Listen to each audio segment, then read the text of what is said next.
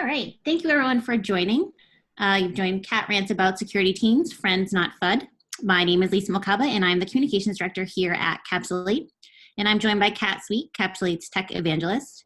Kat's work draws upon her background in security operations, as well as her love for security education and outreach.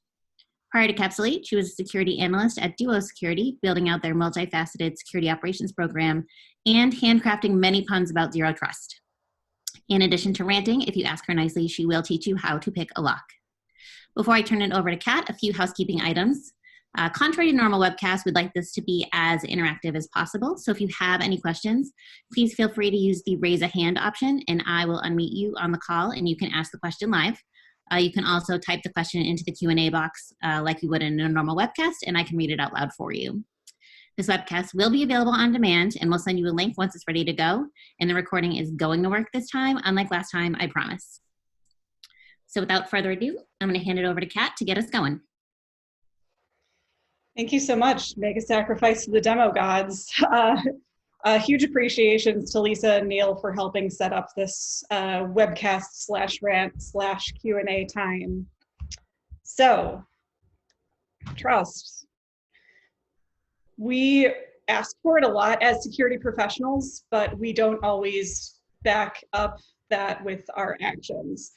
The inspiration for this rant actually came out of a tweet and the chatter around it that was on security Twitter a few weeks ago and went kind of, pardon the expression right now, viral, where at least one team was using the current COVID crisis as a phishing lure for their internal phishing campaigns. And of course, people are stressed. People are really scared. And a lot of people clicked on a link. And so it sparked this huge debate of whether this was even an ethical thing to do. Yeah, people are already scared. Why do they need to be more scared right now? This is not a thing. So this is a common thing. I hear a lot of phishing campaigns from things like, you're about to lose your next paycheck or your health insurance, click here. Well, of course people are gonna click. What kind of result are you hoping to get if that's gonna be a thing?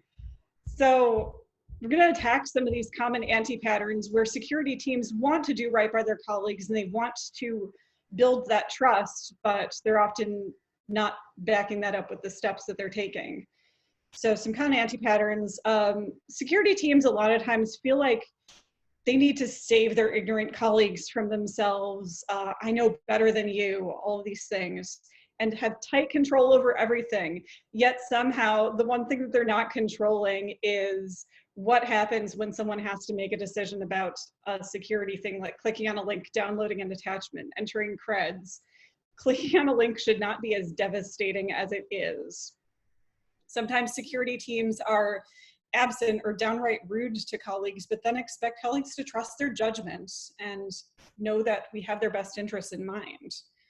And a lot of times we will encourage good security habits, but maybe make them really difficult to follow. The concept of decision fatigue has come out a lot right now because we're all, frankly, some of us are very traumatized by the current situation. But it's not just unique to right now. A lot of this is kind of evergreen. When people are stressed or their spoons are running thin, the ability to make decisions goes way down. The capacity for logic and reason and rational thought just leaves. And so as much as we can, we want to try and take those decisions out of the security process when there are decisions to be made by people who are not security experts. So before I dive into like the actual how to have good interactions with non-security team members when we are interacting with them, I also want to talk about ways that we can just take the decision fatigue out of it and make security an easy default, not just a default, but a default that is actually usable. In Kelly's rant last month, a single sign-on was actually brought up as a thing that was both more secure and a lot easier to use because it was a consistent experience. So things like that.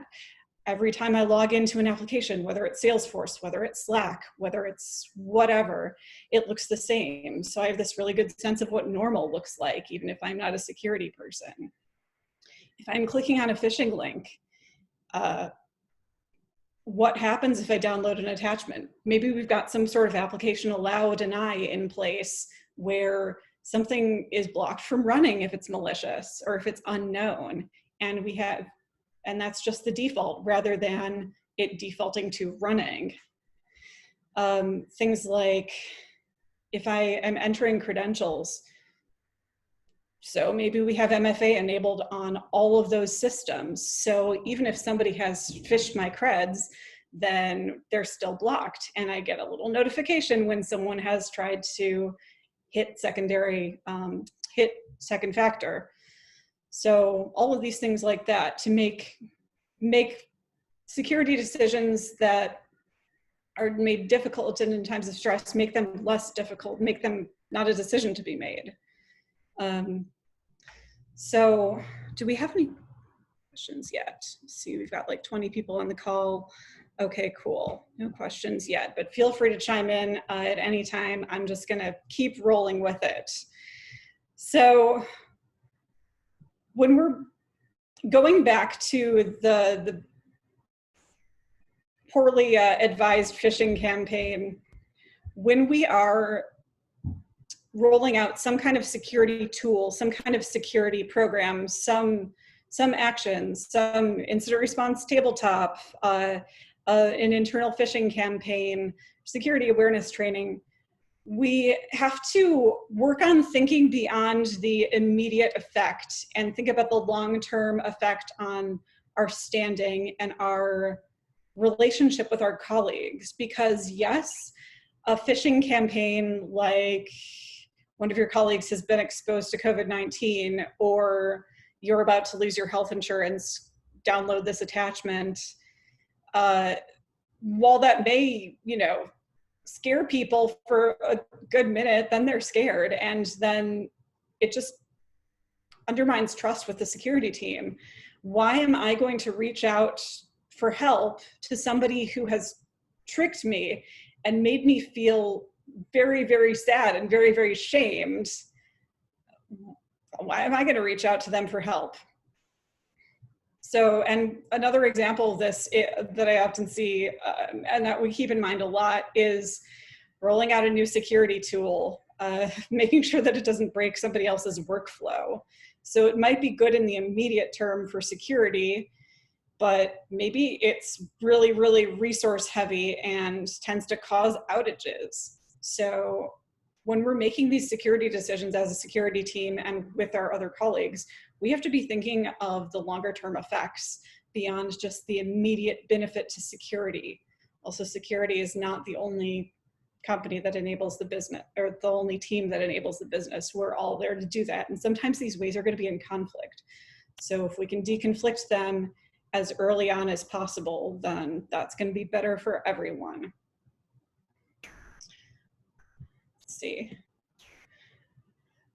Let's see. Anonymous attendee says, do you have an example of the full process security teams should conduct when wanting to roll out a security tool in their org? That's a really good question. It's going to depend on the team you're working with. When you're rolling out a security tool, you're probably not going to be the only team who is interacting with it in some way, whether it is the team who is going to be administering it, like maybe ops or your help desk. So you want to work with them to figure out the different people who are going to be using it and administering it in different ways and what their needs are. It also might be affecting users' everyday workflows. A good thing to keep in mind, we talked a lot about this shared visibility, about making ourselves visible, but also being able to see. I realize visibility is like the free square on the buzzword bingo of 2020, but we want to start to be able to see not only all of the tools in our org, but also the workflows, the processes, and the people who are interacting with them. And so if we know how a tool might fit into existing workflows or introduce new ones, then we can start to figure out how to deconflict it. As far as, let me go back to that question. When wanting to roll out a security tool, I could go on a side thing about vendor security assessments. That is a whole other side thing. Watch Wendy Knox Everett's talk from ShmooCon last year, because she actually does a really good job discussing rolling out a vendor security assessment program. But remember that security tools aren't exempt from needing a security assessment. And sometimes that does affect other teams. As far as things, I mentioned stuff that's heavy on resource consumption. The concept of chaos engineering is new to a lot of security people, but it's known to a lot of people in the DevOps community. It's this idea that stuff will fail, and so we need to inject these little bits of failure mode into our processes to build resilience, build ways that we can either get back up from a failure quickly and efficiently and repeatably, or that we can survive amounts of chaos. So we can apply this to security tools as well. Like when we're evaluating something, can spin it up in a sandbox and just see what it does. Like chaos engineer your tools that are going to be potentially impactful to ops. So stuff like that. So it really depends on the team. But I think I said this in a talk last week as well, like when in doubt, over communicate early and often. Let's see if we've got any. So it looks like what came in.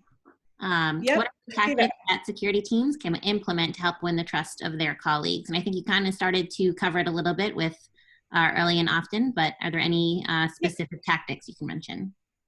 Yeah, absolutely. So this actually segues into some other stuff that I wanted to talk about, which is when we're actually talking with our colleagues, how do we engender that trust? So you've got a few levels of stuff going on here. First, I want to emphasize that even the language that we use is really important, because that can put up a wall before a conversation is even started, or it can break down a wall before a conversation is even started.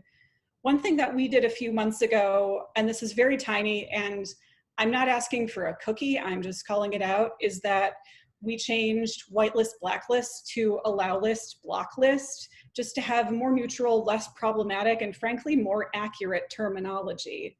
It's more descriptive to what we're actually trying to solve. So things like that, we can make these little shifts that can actually have a huge impact on making somebody feel welcome. An example from a past security training to give, we had this phrase that I think is really common in some security trainings: see something, say something. And one of my friends pointed out to me, hey, this is language that things like the TSA and New York Metro used post 9/11 to single out Black and brown people. This is really loaded and problematic language for me, even if it seems really neutral to you. So it's like, cool, it's gone. We replaced it with, we are here for you. It accomplished the same result without all of this extra baggage. So that's always an iterative process. There is no, great, now we are inclusive, we are done. It's always a learning process of tweaking and listening to feedback and being receptive to it and adjusting our language accordingly.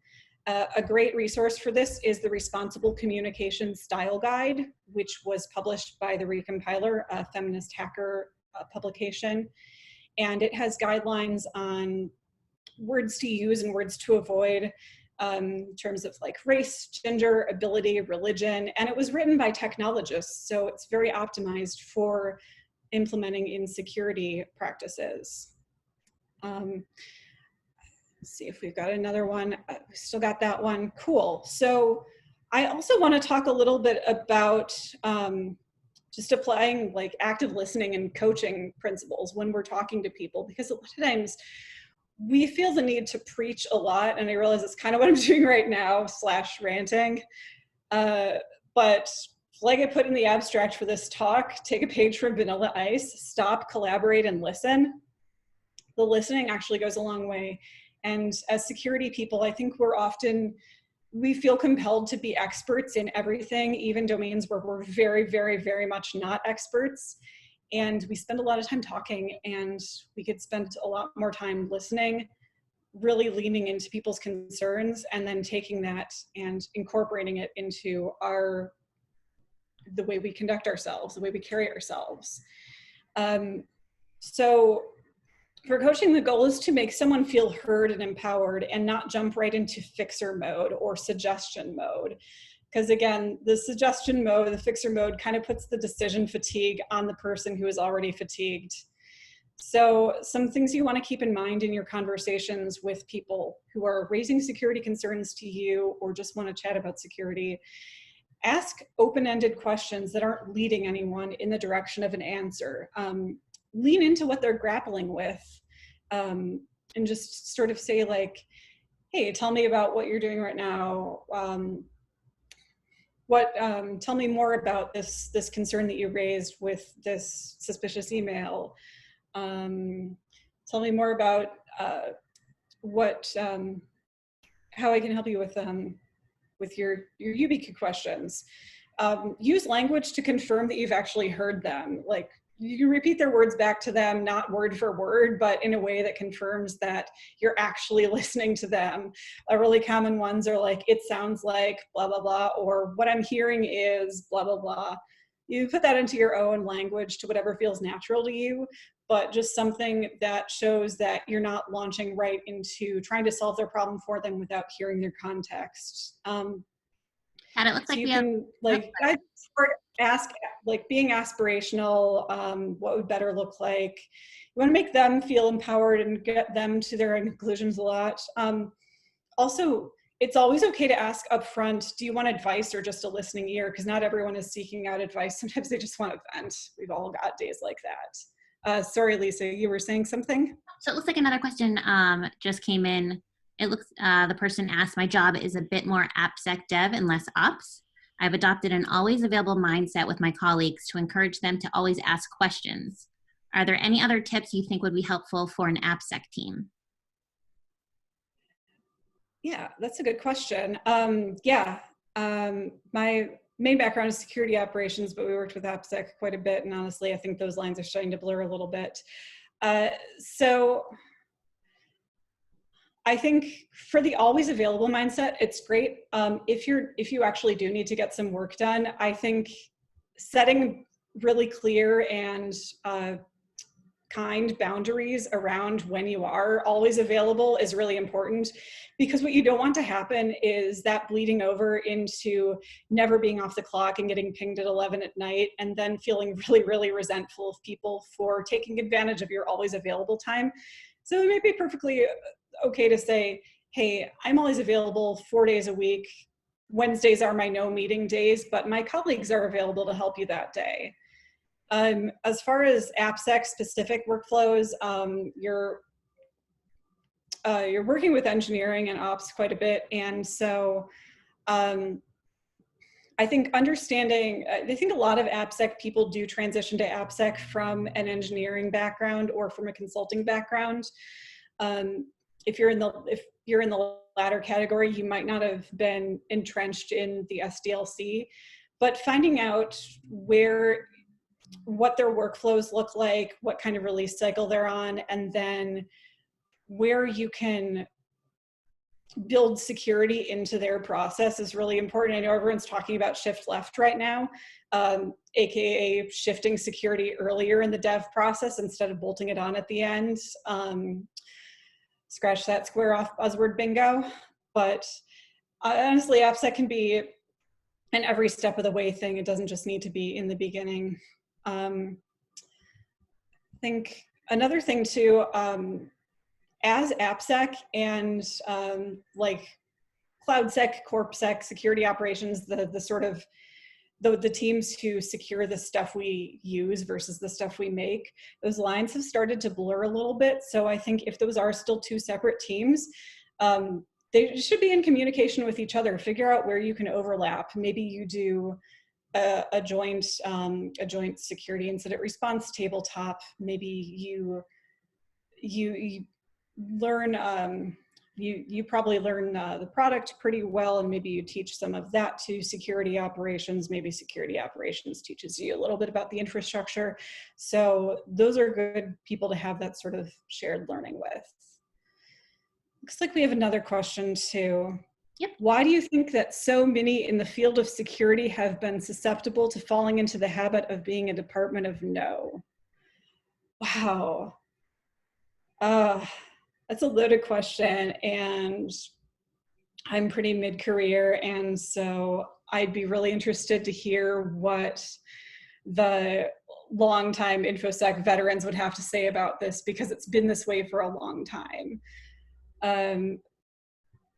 Based on my observations, I think it's a few things. One is that security seems to really like to have a sense of control, because it makes us feel a little secure when we have more control in more areas.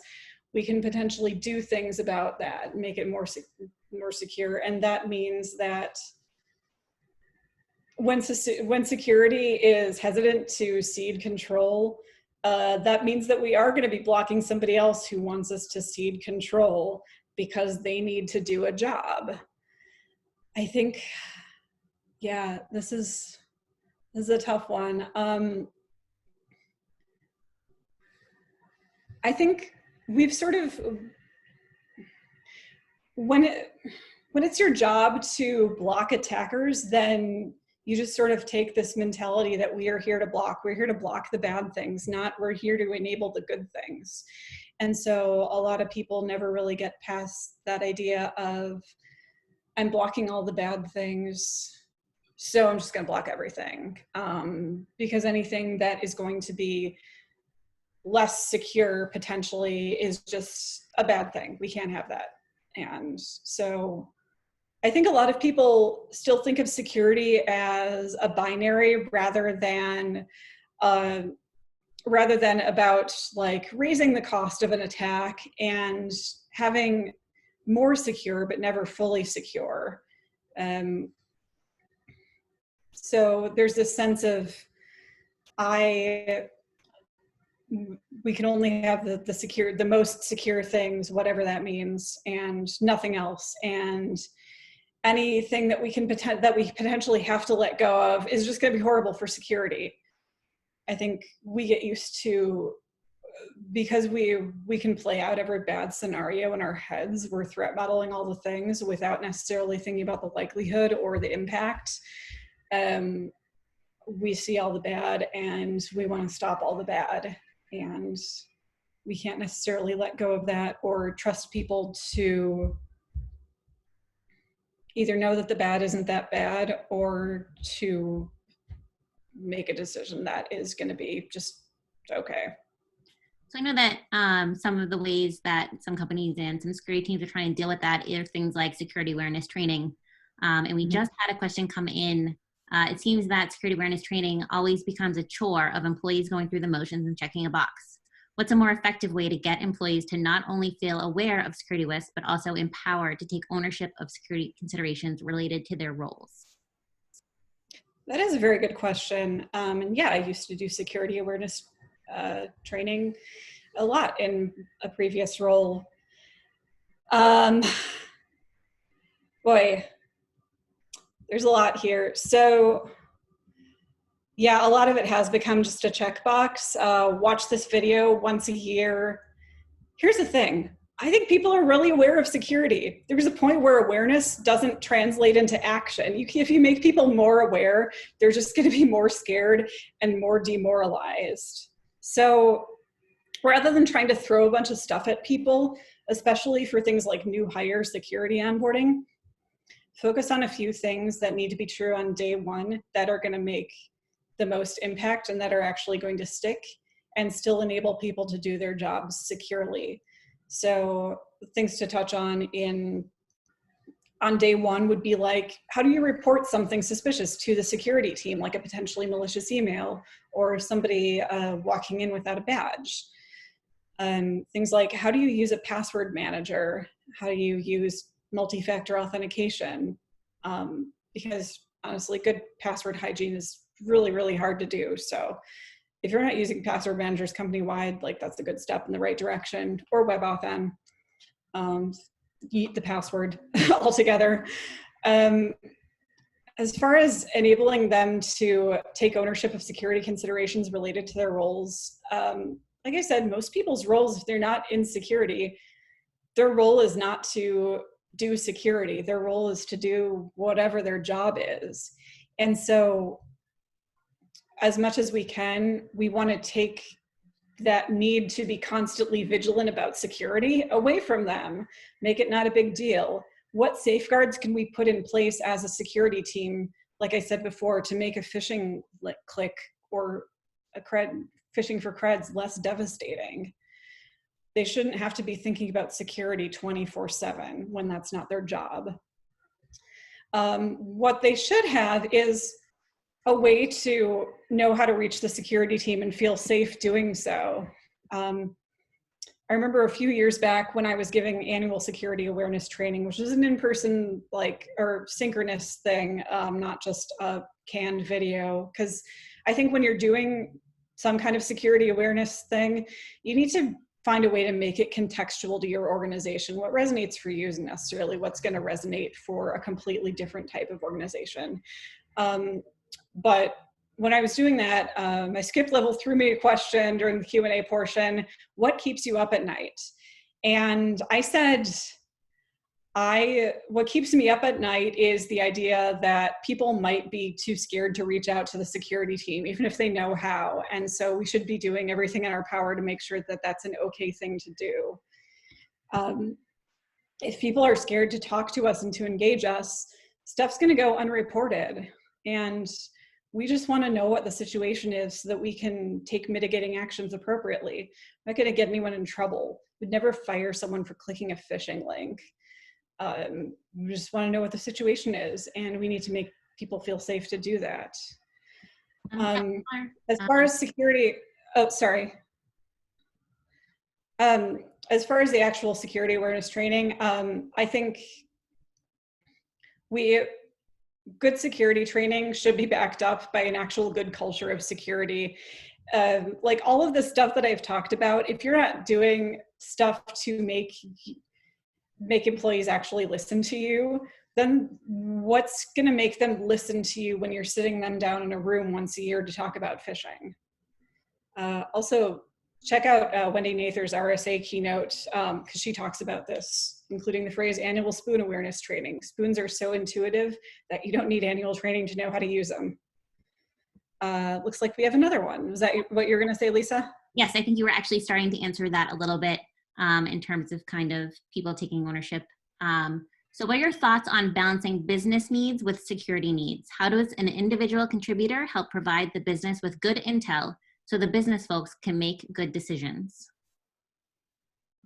That's a good question. I mean, security needs are business needs in one form or another. Security teams exist to enable the business to succeed.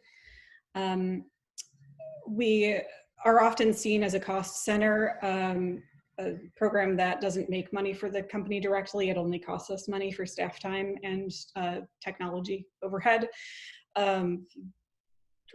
Honestly, we're security teams, more so than a cost center, are like a cost saving or a money saving center.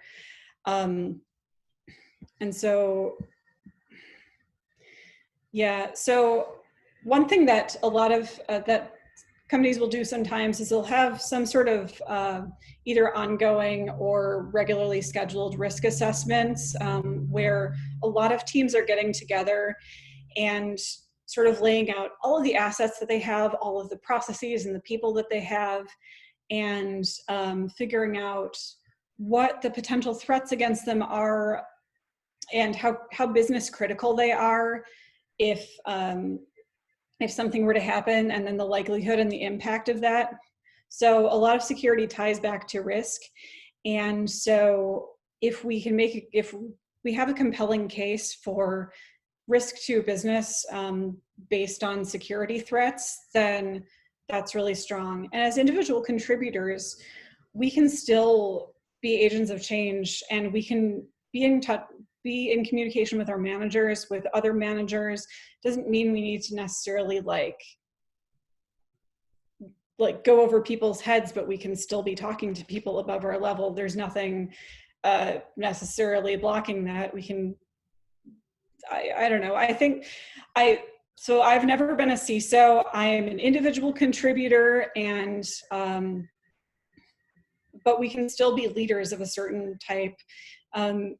I took a leadership course a few years ago, the University of Michigan offered, and the first class, the instructor said something that's resonated with me for the last couple of years, that leaders are agents of change. And I think anyone can be an agent of change, regardless of whether you've got people reporting to you, or you're C-level, or you're a level 1 SOC analyst. We can be agents of change. We can have influential conversations with people that leave an impact. And so that's always stuck with me as an individual contributor, agent of change. So yeah, let's see if we've got any others. Oh yeah, how does an individual contributor help provide the business with good intel so that business folks can make good decisions? Yeah, I mean, honestly, yeah, like I said, over communicate, especially with your manager. If there is something that is a potential roadblock that you're running into, or a pattern that you're seeing, make sure that that's known and communicated, and put it in terms of what problem you're trying to solve and how that is balanced with needs of the business. You can't necessarily know everything that's going on 5 levels above you, but you know what you know, and you can communicate that to at least people who are communicating levels above you. Let's see, do we have any others? Cool. So it looks like that's all the questions that have come in so far. And of course, I want to encourage anyone, if they have any other questions, feel free to raise your hand or type them into that Q&A box. But as we kind of wrap up a bit, Kat, are there any final thoughts that you have that you wanted to share? Yeah, plenty. I could keep ranting for hours. No, and if there was, to anyone who asked a question, if there was anything that I didn't address in your initial question, please feel free to ask a clarifying question. So on the front of leadership, security teams are really there to be of service to our colleagues. We are a customer service organization, and I think it would do us well to adopt some sort of servant leadership mentalities, as in we are rolling up our sleeves and helping. We are not dictating. We are not asking people to do our bidding. We are getting right in there with them. We're fostering their growth, being empathetic figures, all of these things. Even if we're not a security product, because I realized I worked for a security product company, and I worked for a security product company before. Even when security isn't the main team at the forefront of everything, there are still ways for us to be trusted figures in the org. And I think back to a former colleague of mine who was on our accounting team, and she would, wasn't an accounting firm. Accounting was this sort of backbone team to our business, where, most companies need some kind of accounting or finance team, but that's not what their main mission is. But she was known as being very warm, very open to answering questions. She had an open Slack, there was an open Slack channel. She'd be very quick to respond, and usually with a friendly face, oftentimes from people who were stuck, people who were worried about the state of their paychecks or their expense reports. She had a very warm and engaging air, and would send the best animated GIFs. And when she left, we spoke, and she said, "Thank you for helping me be less scared about security." And I said, "No, thank you, because you are what I think a lot of security professionals should aspire to be. You are, even if you're not the main marquee team in our organization, you are approachable, you are of service. You are not here to shame people for not knowing something. That's how security teams should model themselves, be like her." Looks like our Q&A is empty. So it looks like that's kind of all the questions that folks had live. So if, Kat, you don't have any other thoughts, we can wrap this up. And I just want to reiterate that if folks have any questions after, we will be sending along the recording of this. I've been watching the little red light beep, so I know that it actually worked this time. But if you have any questions or even some additional topics or rants that you would like to hear from our team or a member of the Capsule8 team, we would be happy to get that into play and hopefully get that on the calendar soon. But again, thank you all for joining us. Thank you, Kat, for all of your thoughts. It was really valuable. And if anyone has any questions, feel free to reach out to info@capsule8.com. So thank you, everyone. Thank you. And just like Bruce from Finding Nemo, remember, security teams are friends, not FUD.